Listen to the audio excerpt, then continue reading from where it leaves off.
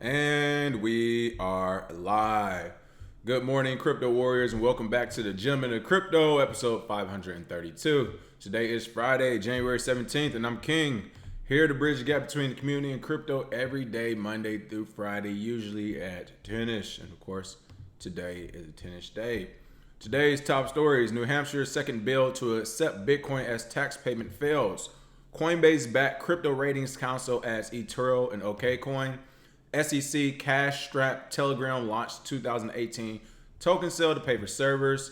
How an Ethereum offshoot became a top 10 cryptocurrency after an abrupt 35% rally. And new UW College of Business blockchain course to aid business opportunities. A lot going on, but first, of course, let's take a look at these prices. Back in the green today. I saw an article today that said Bitcoin is already up 20% in the year, or about 25% in the year 2020, which is amazing. We're off to a great start after the last 2 years being down. Bitcoin's coming in at $8,856 up 1.96%. Ethereum's at $169, up 3.66%. Ripple is at 23 cents, up 3.67%. Bitcoin Cash is at $357, up 9.76%, and EOS is at $3.92, up 1.77%. Of course, some of these altcoins have been surging like crazy, as well as Bitcoin. And when you look at just the historical dates and trends of the price of Bitcoin, if you remember, at the beginning of the year 2017, for the infamous bull run that went up to 20K, January 1st, 2017, the price of Bitcoin had just hit $1,000 for the first time in a very long time. I think it was the first time it hit $1,000 since Mt. Gox in 2014. So that was that first time it happened. So beginning of 2017, it was $1,000. 3 years later, 2020, we're starting off the year. I think we started off around with $7,700, $8,000, $7,500. So we're still in good shape when you actually look at the trends of Bitcoin. We know it goes up and down, but every year, just look at the price point. Same as last year and the prior year. We still have been tracking very well. So that's good to see. What is going on, Leroy Forbes? What's going on, PFC Wells, Christopher Ladd, Donald Muhammad, Sergeant Crypto, Rashid L, peace to you. Allison Thompson, hello, hello, hello. All right, top story today. We just talked about this yesterday, people. I literally just mentioned yesterday how not only is it really impossible to tax crypto because you would have to voluntarily show them, your private keys and your wallets and give the government your money, but also if our government decides to tax you, there's no stopping any other government or any other state for doing it, for that matter, if they have some type of proof you did any business in their territory. I'm going to say territory because we're talking about gangs here, don't forget. Well, it looks like, as I said, one of the reasons why taxes shouldn't be in the conversation is because the government hasn't even accepted cryptocurrency for being cryptocurrency. It doesn't accept it. It doesn't consider it legal tender. And you're seeing that here in New Hampshire as their second attempt at a tax bill gets killed off. Looks like lawmakers in the New Hampshire state legislature has killed a bill that would allow state agencies to accept cryptocurrencies as payment for taxes. On January 8th, the New Hampshire House of Representatives announced a decision to retract the bill following a motion from the General Court's Executive Departments and Administrative Committee to deem the initiative as an expedient to legislate. Now, the reason behind this is one of the most noob reasons out there. Is one of the most beginner, novice, whatever you want to call it. It is one of the most entry-level, rudimentary reasons out there. And they're saying Bitcoin's volatility was too high for state budgets.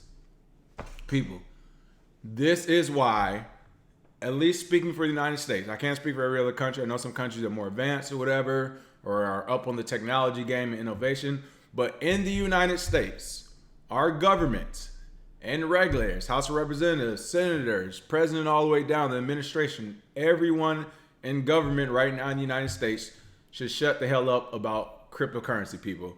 They have no clue what they're talking about. We've gone over a variety of payment processors that process Bitcoin straight to fiat currency the moment it's transferred. And we already know you can transfer $1 billion in Bitcoin for 48 cents instantaneously almost. So for someone to pay taxes, a couple thousand here, a few hundred here, a few 100,000 there, it can happen instantaneously. and that price would not sit at a Bitcoin price. It will be switched to a USD price, and they will have the money in their pocket immediately with these payment processors like BitPay. Again, BitPay is for bigger, larger organizations, institutions now. So I don't want to hear a state say, well, we're not going to accept this as tax because of the volatility. If that's the case, then you cannot tax it either. You can't say we don't want to accept it because it's volatile and we don't believe in it still.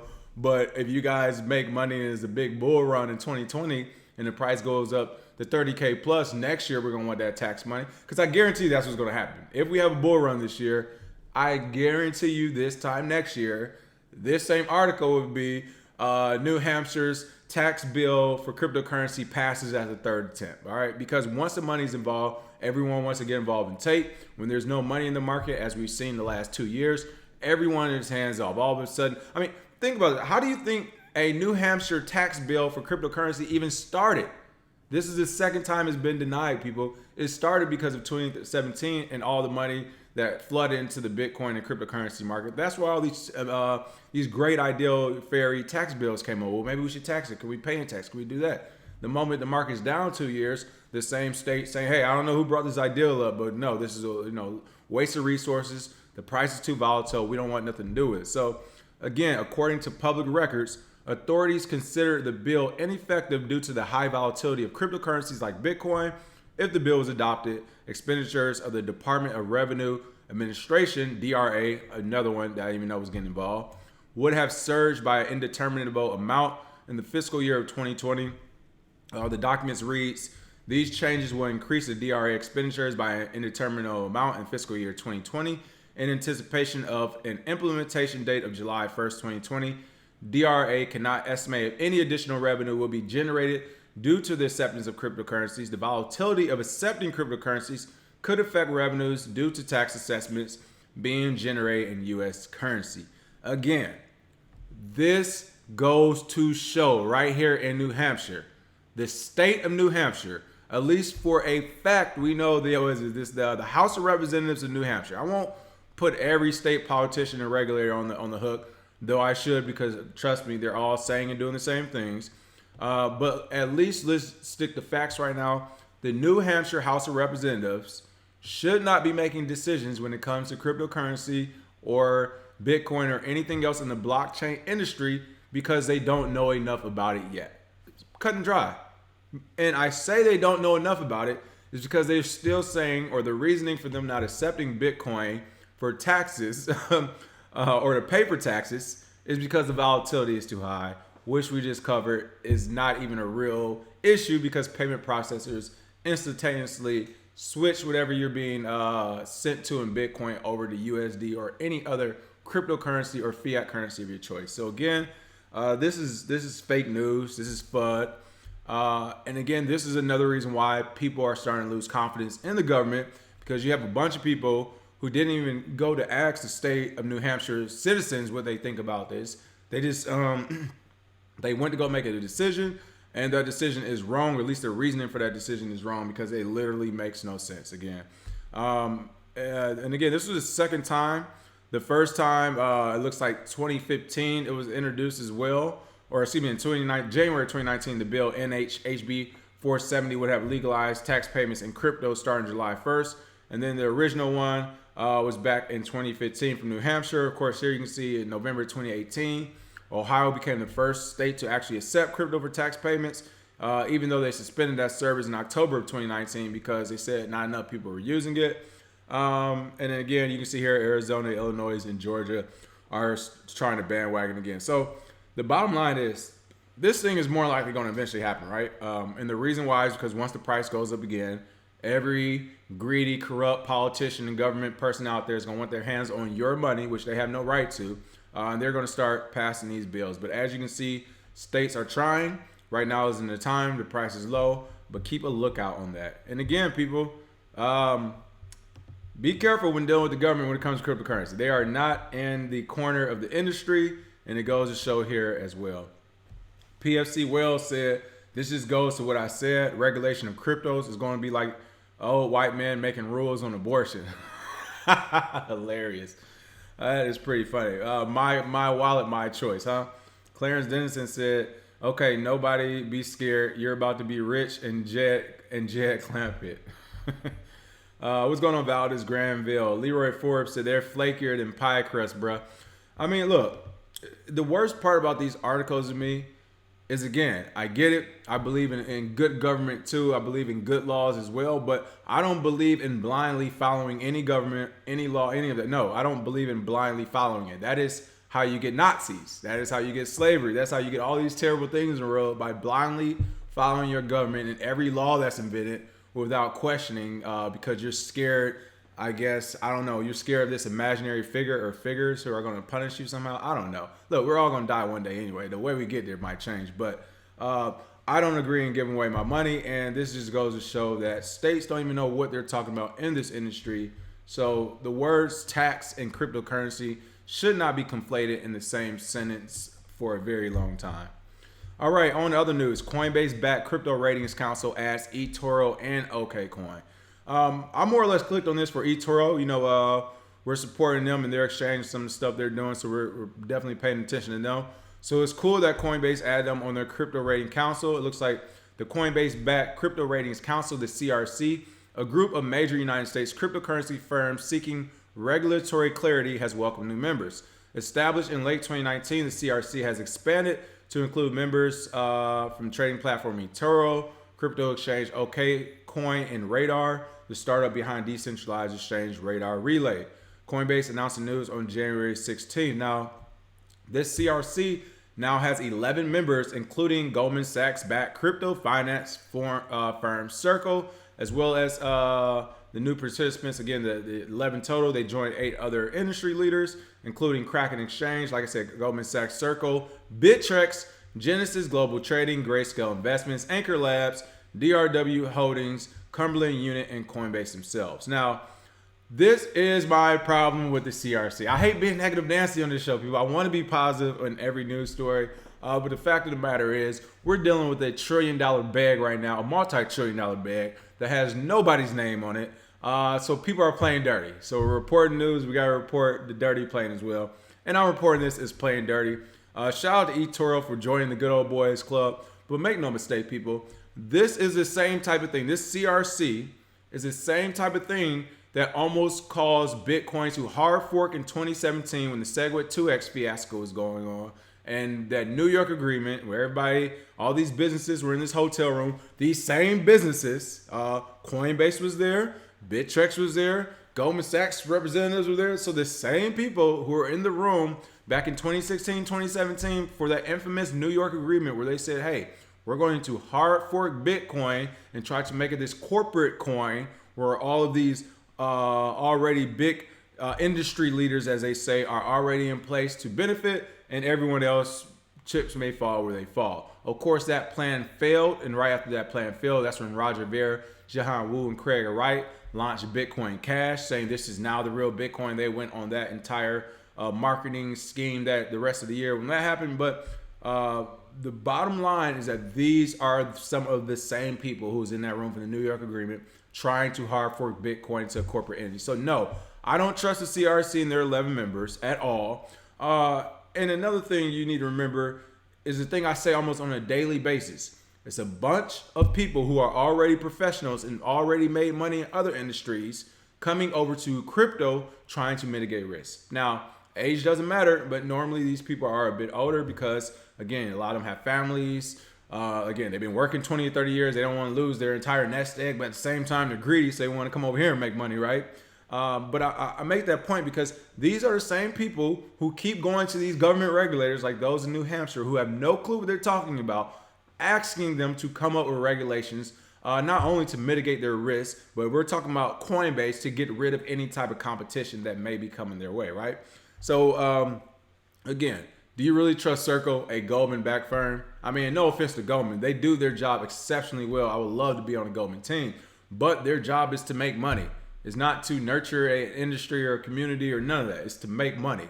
So I don't trust Circle. Bittrex, we've told you millions of grievances with them. They'll change their terms of services overnight if it doesn't, if it suits them and it doesn't suit you, and if they can take money from you. I mean, they're going down the drain. Anyway, I highly doubt Bittrex is around for another 2 years.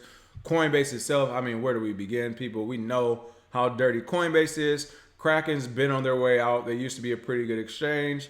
Grayscale, again, I like Grayscale. I would love to have invested in them. If you know Grayscale, Barry Silbert, one of, if not the first Bitcoin, Ethereum investment platform out there for accredited investors. However, it is for accredited investors, and they play ball with the government. They follow all those rules and regulations. So no, I'm not hating on them, but they're a part of this too. So if the CRC says, hey, let's go ahead and make this digital dollar and support it.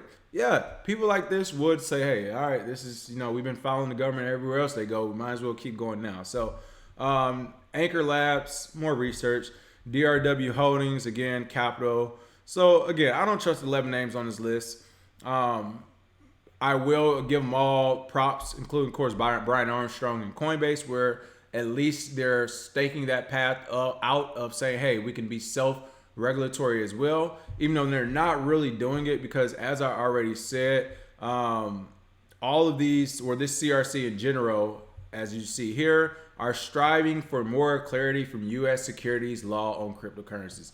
They are striving for clarity, which means they're going to the government for these answers the government do not have because they don't know about the industry in general. So again, this is crazy, but make sure you're keeping your eyes on the CRC because no one paid attention at first to those big companies like Coinbase and some of these other ones until that New York agreement came, and it was almost too late. Again, this was a big deal in 2017. The entire Bitcoin network almost changed as we know it, and it would have went to 11 to 15 different corporate entities in the Bitcoin space. So this is a big deal. Now you got the CRC. To me, I think they're trying to stride down the same path. I'm not going to say they're going to try to hard fork Bitcoin, but if you have 11 of the biggest companies in the space on the same team, they're not just doing it so they can go to the government and figure out, what's the best way to move forward with our innovation. No, if I'm them and I have this power, I'm going to the government.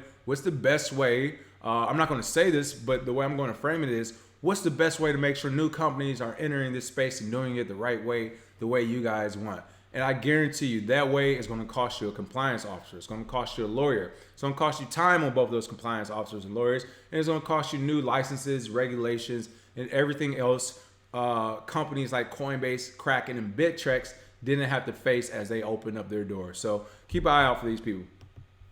What's going on, Malik Howard? That's right, Sergeant Crypto, the creature from Jekyll Island style. This is how the Federal Reserve is started.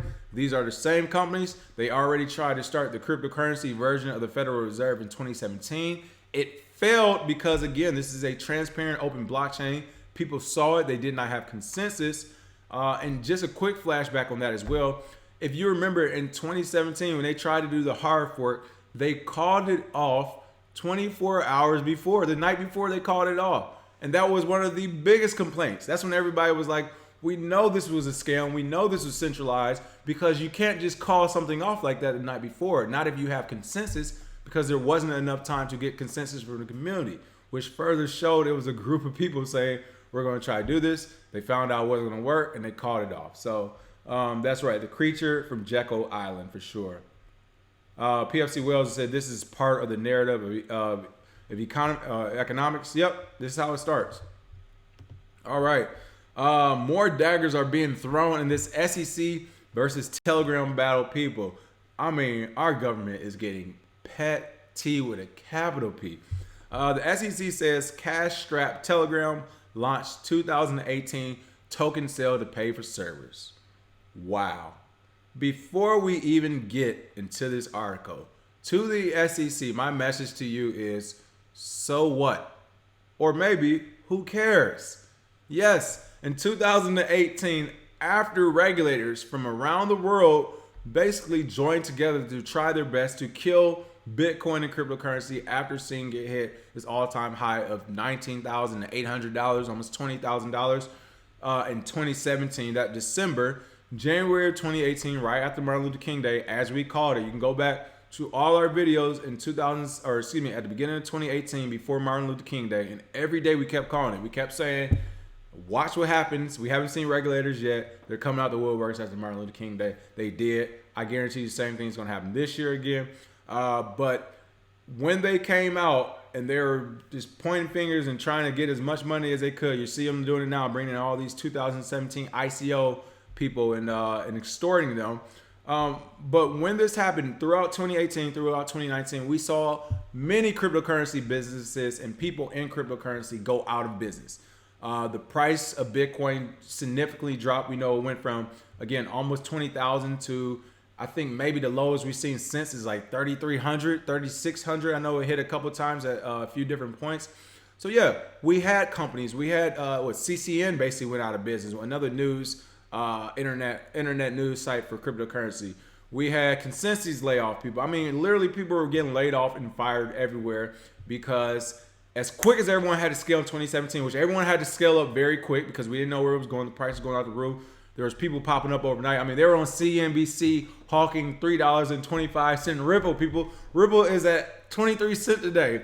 And a year before it was at its $3 mark where CNBC was hyping it, it was at 0.08 cents. So you literally had places like CNBC hyping up Ripple projects and all these other projects that were overinflated in 2017. And they paid for it 2018, 2019. And paying for it sometimes costs layoffs and stuff. So what I'm saying is, Telegram wasn't the only company cash strapped in 2018. Everyone in the cryptocurrency industry by the end of 2018 was cash strapped. And as we saw this year, even more people went missing. I mean, we just talked about it after the new year about how another one bites the dust with the whole YouTube thing. I mean, every year, the amount of people who've been in here the longest or since the beginning or earlier than others are decreasing and decreasing because it is a very tough market. Now, I say all that because even if the reason why Telegram launched its token sale was to pay for servers, so what? They have a working product that people like already, whereas that's a lot more than a lot of these other ICOs had. You have a founder here, Pavel Durov, who is very in touch with the community. He texts on Telegram as well. You can get his messages. You follow him on there. He's very open about what he does. This is a young guy who's been fighting governments as the U.S. and Russia has non-stop been pressuring him to allow backdoors into his private messaging service so they can see what all the terrorists are doing on there. And not only that, what else is going on with Telegram? I'm missing some points looking at that. I mean, again, it's just crazy, people. Oh, and not only that, $1.7 billion, people. They got $1.7 billion. Now, I don't know how you feel about your money, but let me make that if I give someone, $170,000, $70,000, $170 for some people, right? You're going to want to keep up with that money. So if you got $1.7 billion from some of the largest companies and capital management firms out there, I'm sure they've done their due diligence. One of them knew this. One of them, whether this is true or false, one of them knew what the money was actually for, or they knew they had issues, right? So the SEC isn't breaking any news with those companies. But not only that, no one's going to give you $1.7 billion kind of knowing you're going to fail. You know what I mean? Like, these companies are professional companies. They have professional analysts. They've done their due diligence. They've done their research. They know how much debt you have. They know how much your servers cost. They know how much you have on hand to pay for those servers. And if it's coming up missing, which is probably why the amount they raised was so much, $1.7 billion for a project. It doesn't cost that much. If anything, they gave them more money to say, hey, this 0.7 is going to pay for the servers. The 1 billion is going to pay for the project. But regardless of the reason, this is pretty petty of the SEC. I think they sent this out there, or they put this messaging out there because, as we've seen, they've been trying to destroy this Telegram token launch. They've already delayed it now by about 4 or 5 months, and they're just trying to destroy it. And the reason why they're trying to destroy it is the same reason why they're trying to destroy the Facebook Libra project, and that's because it sets a precedent. If Telegram can launch this project with $1.7 billion, I think from 18 different investors, that is setting a scary precedent for the rest of the world, especially Telegram that has these privacy. Again, it's a private messaging service. People can break into it. And you add $1.7 billion on top of that privacy. That's a scary thing for governments. But again, they're saying Telegram launched a 2018 token sale because it was short on cash and paper servers. The U.S. Securities and Exchange Commission said, again, you would not put that information. They're not trying to protect investors. If you remember, none of the investors, those 18 investors I just named in Telegram's token sale, those 18 investors together put up $1.7 billion. So this is not the government trying to protect investors. Because if I put up 300 million, I don't need your protection. I have my own security thing. I have my own analysts. We've done our research. We don't need your protection. So they did not put this out to protect the investors. They put this out to try to destroy Telegram. Again, this is a very dirty move by the government. The same government that claims to be in civilians' best interest, especially when it comes to business and innovation. We're not seeing it here. The claim made in the regulator's latest document dump and its ongoing securities case against Telegram shows for the first time the core of the SEC's argument that the token sale was merely a substitute for equity financing. At the time of the sale, Telegram framed it as financing for a next generation blockchain that will be faster and more versatile than its predecessors. The documents released show Telegram CEO Pavel Durov had been looking for ways to raise money, acknowledged the need to pay for equipment, and considered an equity sale before going the more unconventional route. The offering went on to raise again $1.7 billion in early 2018. The SEC sued the company in October of last year, claiming the tokens known as grams were unregistered securities and demanded Telegram halt the launch of the Ton blockchain. The first hearing in this case is scheduled for next month. Again, as of now, Telegram has been fighting his back, but weak argument by the SEC. I mean, again, what's so frustrating about this is that they're doing this to innovators in space. Now, to be fair, Pavel Durov, I believe, is Russian. I believe he's a Russian national. So to be fair, knowing the government and the SEC, they might be like, hey, King, stay out of this. This ain't got nothing to do with crypto. This got to do with a Russian citizen. We trying to pull up on him and take this money real quick. Totally different story. And that might actually be what it is. It might be, hey, dude raised $1.7 billion. He has some American companies involved. I want in. Hey, I never got mine. I'm special investigator off that, what is it? The Frank Lucas movie, American Gangster, special investigator. I never got my piece, all right? So honestly, that could be a part of it too. But regardless, I got to stand up for Pavel because he's a part of the community. And again, this was nothing but a money play by the SEC. Yo, you raised $1.7 billion overnight and we didn't see none of that money? Come on. We know how they roll. But again, this is just another tactic. And to me, it's a scary tactic because that is not what the government is there for. Like, that's not why the government is there. I don't want to use my tax money for you to go after a technology company trying to make more technology products. I mean, it's that simple. And you talk about the money, 1.7 billion, right? We know that's a lot. I saw something the other day to put in perspective the difference in money. It said if you use dollars as seconds, $1 million is 12 seconds, right? They say $1 billion is 31 years. So that's how different $1 million and $1 billion is, right? But what I will say is if you're planning on building these blockchains, you're planning on building all this infrastructure and all this good stuff, what's the one thing you need? Very good developers. We talked about developer costs. The costs you're going to need to pay these developers are going to go upwards of $200,000 to $300,000 per year, especially after you've done a big raise and they know you have the money. So that's something else you also have to put in consideration. Not saying that I would take a chunk of the money or anything like that, but it's kind of like when movies are made and they say this movie costs $100 million to make. It's like, well, you got 9 stars in there. Each one of them commanded like a $7 million salary, right? So half the budget just went on the celebrity stars you have in the movie. It didn't even go toward the actual making of the movie. So that's something you need to keep in mind, not only with Telegram, but with all these other ISOs. You hear these crazy numbers, and it's like, yeah, but they're going to have to hire 10 or 15 people, man. And each of those people are going to want 250, 300K. Some might want up to $500,000, depending on how good they are. So it's something you need to take into account when you're looking at these numbers, folks. Okay, what else we got?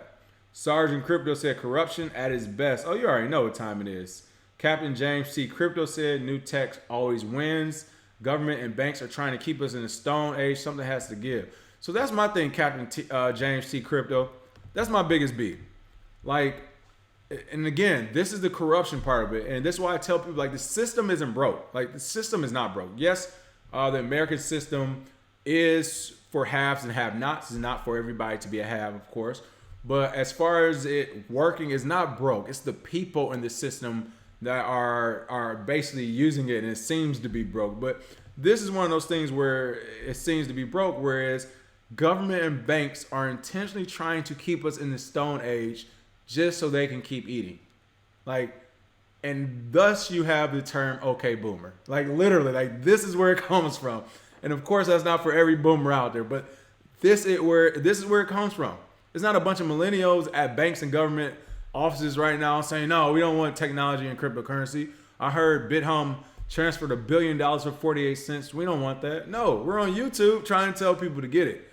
This is an okay boomer moment right now. We have governments and banks literally not letting us advance right now. It is crazy. PFC Will said, look at how the title is a smear campaign from the jump. Let's check it out. The title, yep, cash strap Telegram launched 2018 token sale to pay for servers. I mean, that's a fun article if I ever seen it. And the worst part is this article is saying as a matter of fact they put the SEC first to be fair, but of course the SEC is saying as a matter of fact. If I was Telegram, I'd sue them right back. I would sue them for libel for slander. If this is not true and it's found not to be true, sue the SEC. They went out and told the entire world that you all did your token sale to pay for servers. If they can't prove that, sue them. They should. I mean, hey, this is the war they want to go about, right?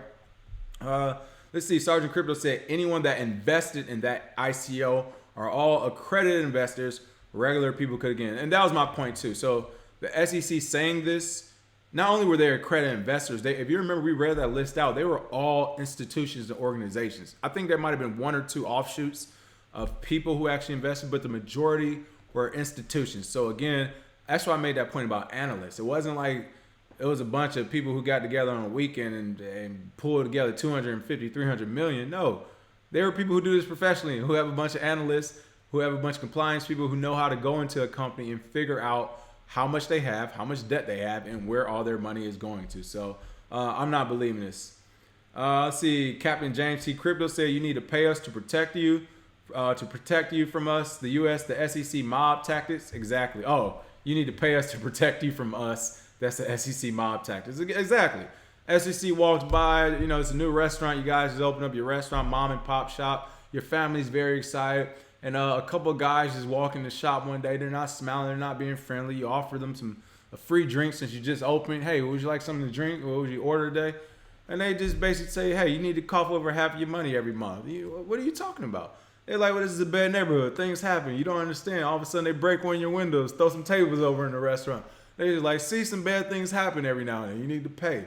That is the SEC right now. They're like, hey, you guys raised $1.7 billion. There's a lot of government agencies coming after people if they don't protect the investors. And Telegram's like, wait, what are you talking about? We got 18 institutional investors.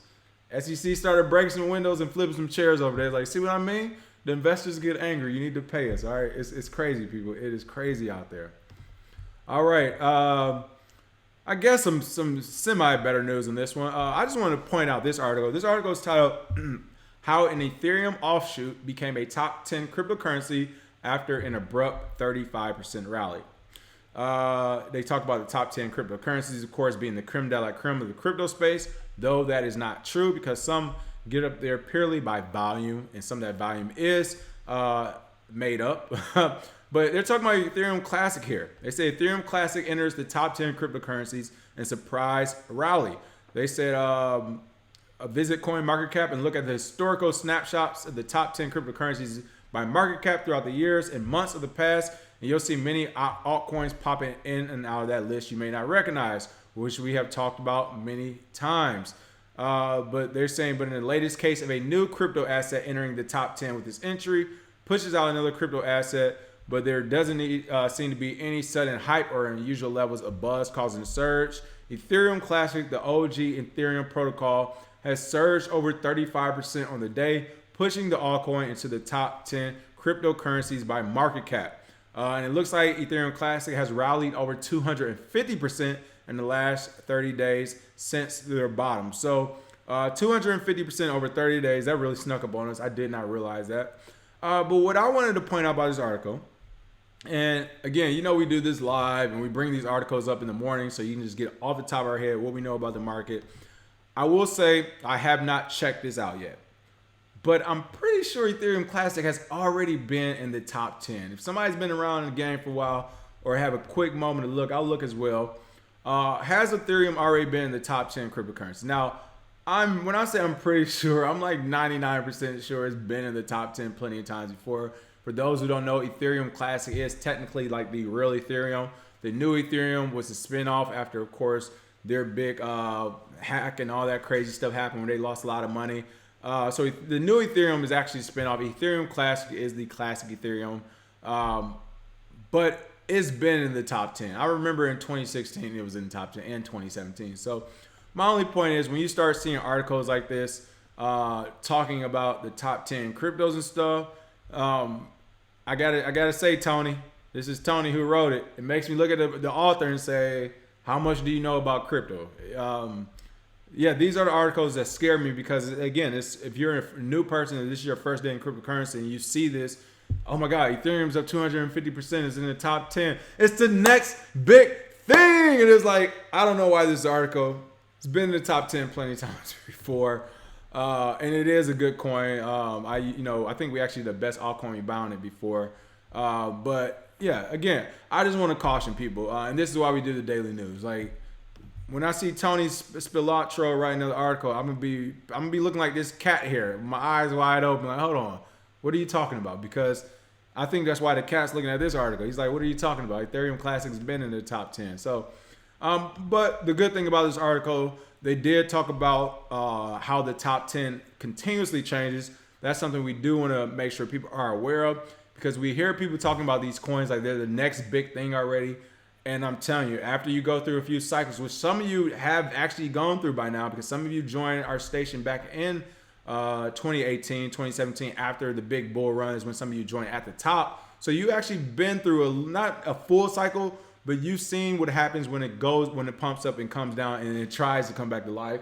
And in this short amount of time, we've seen the top 10 coins change. But I'm telling you, people, literally from 2016 until the end of 2017, there probably are at least 15 to 20 different changes in that top 10. I mean, coins are going in and out. I can name a bunch of coins now you have never heard of, and I haven't heard of since 2016 that were in the top 10. So, I mean, Neo is a perfect example. Neo hit the top 10. You remember Neo was Ant Shares. Ant Shares was nowhere near the top 50, people. Ant Shares was worth it was worth less than a penny. Okay, so and overnight, once they did the rebrand, of course, to Neo, that thing shot up out the roof and it never stopped until the bull market ended. So, yeah, just make sure you're paying attention to these stories because if not, you might be chasing around the wrong coin.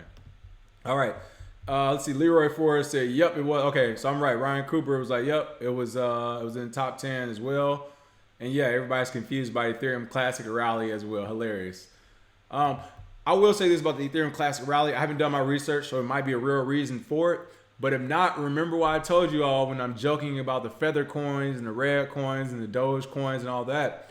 Once the bull cycle starts, which again, this isn't a bull cycle. We're seeing like a mini pump right now. We're not sure how long it's going to go. But when these pumps happen, every coin is going to get pumped. All right? Like every coin with a community, at least. Let me say that. Every coin with a community will see it's time for pumps. So just make sure wherever you're at, you're sitting still and you have your sell orders are ready to go if that's what you plan to do, or at least you're paying attention to it because once the pump start for the overall market, people are going to start pumping a new coin every day, and the market really goes crazy like it did in 2017. They'll get to pumping 2 or 3 coins a day. I've seen that happen as well, like literally 2 or 3 coins getting pumped by the same group every day. So pay attention to that. Donald Muhammad said, "I'm confused about Bcash. What's so big about is that Bcash you're talking about, Donald Muhammad?" Brian Armstrong practically owns the Ethereum Classic chain, to my knowledge. Oh, if that's the case, that would make sense. Ryan Cooper bots, that could be as well. Malik, yeah, I remember when you joined as well. Malik came in the summer of 2017. Bitcoin Cash has a faster transaction rate than Bitcoin. All right, so that's actually not. It's true, but it's not true. And what I mean by that is you can't compare that transaction rate because you can't scale it the same way. So, and that was the thing Roger Ver kept doing. Bitcoin Cash is faster, blah, blah, blah, blah, blah. It's like, yeah, but if you have, if your blockchain or whatever, your product, if only 20,000 people are using it, versus millions of people using the other one, and it's still growing, and of course it's going to be slower. So you have two grocery stores, right? They both are fairly new. One grocery store has 1,000 customers every day coming into it, and they have 5 people on the register, right? Another grocery store have the same 5 people on the register, maybe even 4 people on the register, knowing Bcash. They got 3 people on the register, but they only have 100 people coming to the store, right? So a lot less volume. So I won't say it's faster. It just has a lot less volume right now. So you can't make the comparison, really. Yeah. PFC Wells, bigger and faster doesn't equal better. That's marketing. Again, I wouldn't even say faster or better, people. You can't compare it because the scale is nowhere near the same. It's still people who don't have. It's people who don't know what Bitcoin Cash is, right? If you say Bcash, they're gonna say, huh? If you say Bitcoin, they're going to know. That alone has to do with the transaction speed. So what's going on? Jay Shaw said, always happy to support my brilliant brothers. Thank you for that tip. It is much appreciated. All right, and last but not least, new UW College of Business blockchain course to aid business opportunities. People, I saw a comment in the comment section the other day. Someone was asking, hey, if I wanted to learn more about actual blockchain technology, as far as the mathematics and the computing side of it, what are some courses I can go to? I sent a link to a article that had listed some of the sources, but here's a new one. And this article just came out today. A new on-campus course in blockchain technology at the University of Wyoming will be offered this spring semester through the College of Business Department of Accounting and Finance. With Wyoming enacting numerous blockchain-enabling laws to bring capital, jobs, and revenue into the state, the course reflects the college's support of Wyoming's economic development by providing high-value business education and world-class research relevant to the state, says David Sprout, Dean of the College of Business. The 3-credit-hour undergraduate course titled Business Application of Blockchain and Fintech will provide an understanding of implications and business opportunities associated with how blockchain and digital assets are affecting global industries. Like, shout out to the state of Wyoming, to UW. Like, this is doing it the right way, people. This is doing it the right way. We know Wyoming actually is crypto friendly as well for innovators. They have passed a couple of bills and laws. Again, I don't get concerned with the bills and laws because, I can't be fickle with it. I can't be like, oh, I'm happy they passed this bill that helps, and then the next day upset because they passed a bill that surely wouldn't help. Again, I'm anti-bills, laws, and regulation in general to it because I already know how the game goes. They might give you 1 or 2 good ones at the beginning, and then literally in 30 years, they're going to be trying to take. But what I will say is, at least I don't get that feeling from Wyoming. Wyoming has been, they have been forward thinking when it comes to Bitcoin blockchain and innovation of it, mining as well. They've accepted and allowed some of that. And even better, you can now see their own colleges following the same footprint. They're saying, hey, the government's laid this down. They're cool with it. They want more people involved, and the college is responding. We're going to train some people up to make sure they're ready to go move forward in full force in the blockchain industry after graduation. I think that's super cool. Could you imagine if the entire country had been doing this just for the last few years, just for the last 2 years since 2018, instead of putting all our resources into regulations and trying to tax and take everyone's Bitcoin, if this government would have just said, this is good, let's keep trying to figure this out, let's keep moving forward with innovation, colleges would have responded like University of Wyoming and said, all right, let's start programs for this stuff. And literally 2 years ago from now, we would have had a whole new slew of students coming out who could solve some of these real world issues that we're having in this space. But no, instead we choose to fight. But on to the great news story. The course is for students in various fields interested in the new technology who will analyze the factors and principles that control the planning, structuring, financing, and managing of a blockchain-based company. Wow. To attract a wide range of students, the only prerequisite for students interested in enrolling in the course is a sophomore class standing. Wow. So, I mean, again, while this school is the school of the Business Department of Accounting and Finance is teaching it, and this is rare here, people, for those who haven't been to college, each bailiwick, your College of Business Department of Accounting and Finance, that's one school at UW. Then you got, I'm not sure they have this program there, but just listing programs. You talk about like political science and criminology. My degrees. That's College of Humanities and Social Sciences. Then you go to the College of Agriculture, the College of Engineering. They all have their own special skills, and they usually only allow students through that part of the campus or through those classes who are directly involved in that college. So for the College of Business Department of Accounting and Finance, if you're not a finance person, a business person going into business, finance, or accounting, usually they wouldn't allow you to attend any of those courses. Let's say you're a science major. They're not going to let you come over to the College of Business Department of Accounting and Finance. But here, they're letting everyone do it as long as they have a sophomore class standing. I think that's saying a lot from that college. That's saying a lot, people.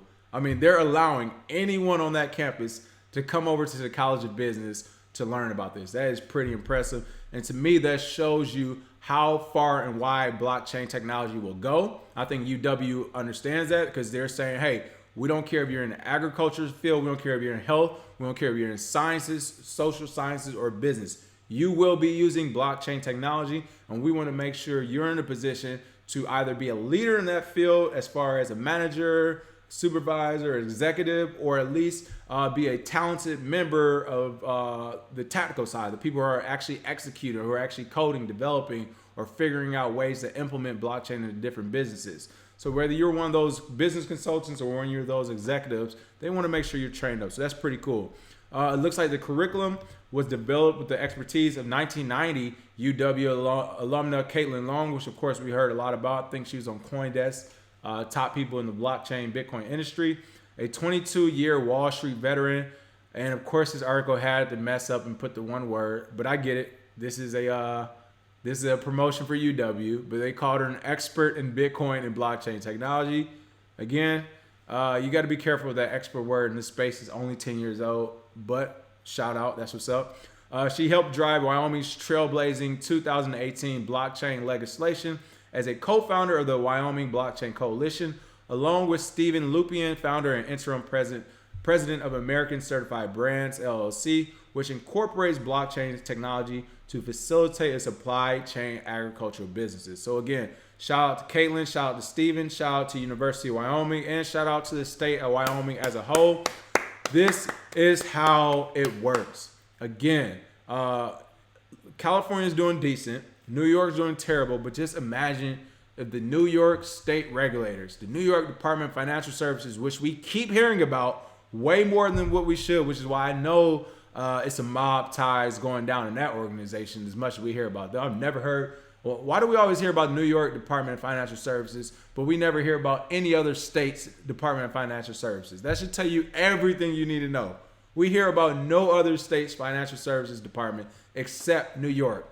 Gang, gang. But anyway, I want to shout out them, and I just kind of look at New York and say, hey, what if New York DFS was on board with blockchain technology? What if New York State was on board? And you could say, all right, everyone over here at Columbia University, everyone at NYU, everyone at some of these surrounding schools, we're about to start these blockchain courses, and you're right there with Wall Street, it would explode. But instead, they're going the opposite way. So again, some of the topics and projects the course will focus on will be understanding how blockchain could change the way citizens think about money, disrupt traditional financial institutions, and eliminate costly intermediaries, said Nicole Choi, chair of the Department of Accounting and Finance.